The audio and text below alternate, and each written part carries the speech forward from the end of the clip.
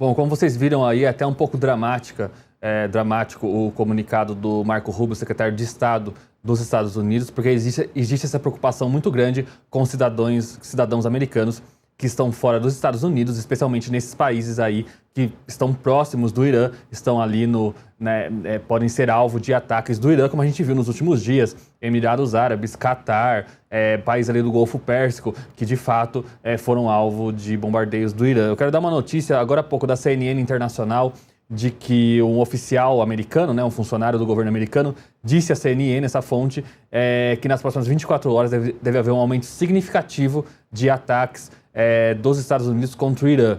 Portanto, essa campanha militar que já é aí muito agressiva, a gente já viu muitos locais ali de Teherã, capital, principalmente, sendo atacados. Essa campanha deve se intensificar nas próximas 24 horas. E a gente teve uma dica disso na retórica que vimos ao longo de todo o dia de hoje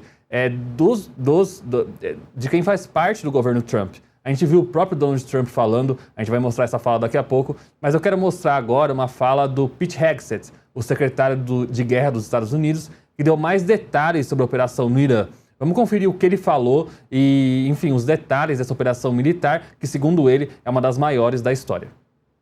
2 days ago, under the direction and direct orders of President Donald J. Trump, the Department of War launched Operation Epic Fury, the most lethal, most complex, and most precise aerial operation in history. For 47 long years, the expansionist and Islamist regime in Tehran has waged a savage, one-sided war against America. They didn't always declare it openly, except for their constant chants of death to America. They did it through the blood of our people. Car bombs in Beirut, rocket attacks on our ships, murders at our embassies, roadside bombs in Iraq and Afghanistan, funded and armed by Iranian Quds Force and IRGC killers. My generation of veterans carry the names of brothers who never came home.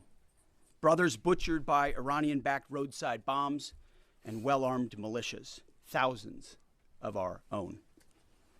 We didn't start this war, but under President Trump, we are finishing it.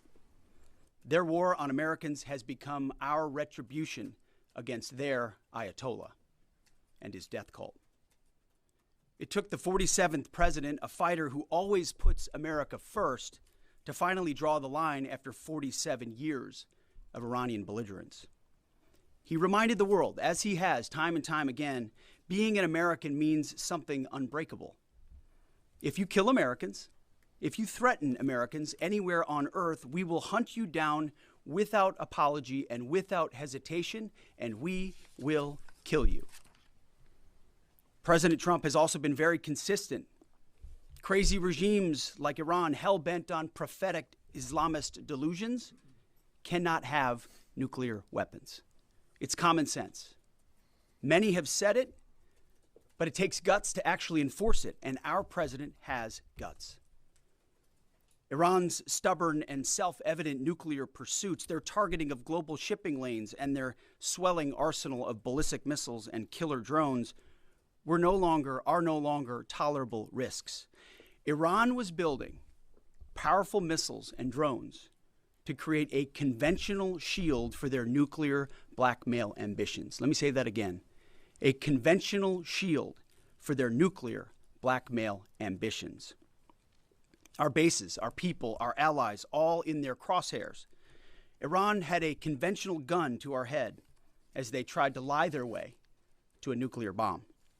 It almost worked under Obama and his terrible deal, but not under this president. Turns out the regime who chanted death to America and death to Israel was gifted death from America and death from Israel. This is not a so-called regime change war, but the regime sure did change, and the world is better off for it. Today, in their desperation, the enemy is unmasked as Iranian missiles and drones rain down indiscriminately on the hotels, airports, apartments, and other civilian targets of their neighbors. Cowardly terrorist tactics from a regime that for decades has trafficked in cowardly terrorist tactics, lies, death, and destruction to this day. The Iranian leadership has built nothing except proxies and missiles and drones and deeply buried nuclear factories and facilities. Peaceful nuclear ambitions do not need to be buried underneath mountains. Last June, Operation Midnight Hammer obliterated their nuclear program to rubble. Afterward, we told them plainly, that's it, now make a deal. They arrogantly refused. We said, rebuild it, and we'll stop you again, this time far worse. Well, President Trump, Secretary Rubio, Steve Witkoff, Jared Kushner, they bent over backwards for real diplomacy, offering pathway after pathway to peace. I watched it. I was there. They tried over and over and over again earnest attempts at peace. The former regime had every chance to make a peaceful and sensible deal. But Tehran was not negotiating. They were stalling, buying time to reload their missile stockpiles and restart their nuclear ambitions. Their goal, hold us hostage, threatening to strike our forces. Well, President Trump doesn't play those games. And as Secretary Rubio said after the Maduro raid, if you don't know, now you know. President Trump puts America and Americans first. He doesn't hesitate, and neither do our troops. The mission of Operation Epic Fury is laser-focused. Destroy Iranian offensive missiles, destroy Iranian missile production, destroy their navy and other security infrastructure, and they will never have nuclear weapons. We're hitting them surgically, overwhelmingly, and unapologetically.